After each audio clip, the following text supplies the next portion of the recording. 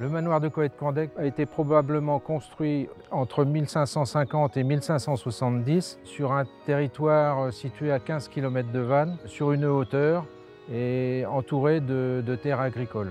En 2014, un agriculteur qui travaillait dans les environs est venu voir cette ruine dont il avait entendu parler et il a décidé qu'on ne pouvait pas la laisser envahir et tomber en ruine complètement et envahir par la végétation.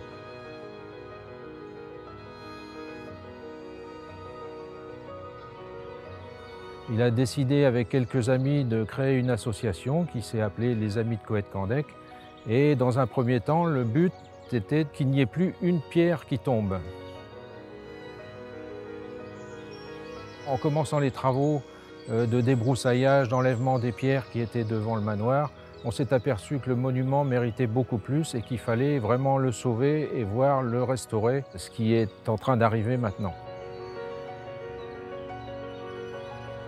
Une des particularités de ce manoir, et vraiment une des raretés en Bretagne, c'est que le propriétaire constructeur était passionné d'héraldique et il a mis des blasons partout dans le manoir et aussi sur des cheminées monumentales qui ont été transférées à Pontivy.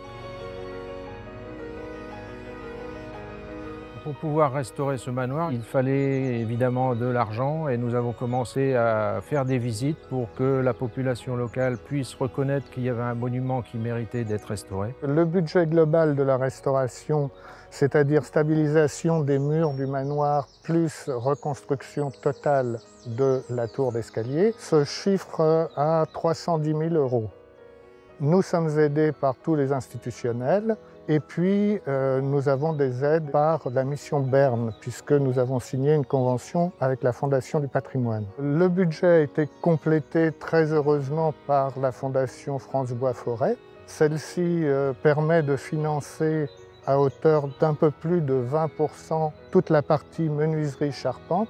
Cette reconnaissance par une filière professionnelle, c'est vraiment un encouragement pour poursuivre la restauration complète de ce château. Alors, les matériaux qui seront utilisés sont bien sûr la réutilisation des pierres qui sont sur le site et aussi des arbres pour faire la charpente en chêne, des chênes de la forêt de Fougères, donc des chênes de la région.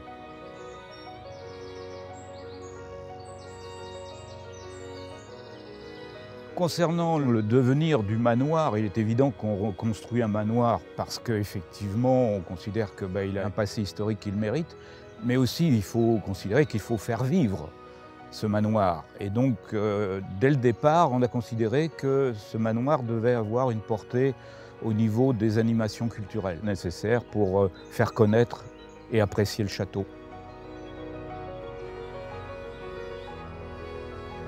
C'est très marquant pour nous d'être distingués par la Fondation France Bois Forêt dans la mesure où ça fait allusion à mon passé de forestier qui finalement se perpétue un petit peu dans l'action collective.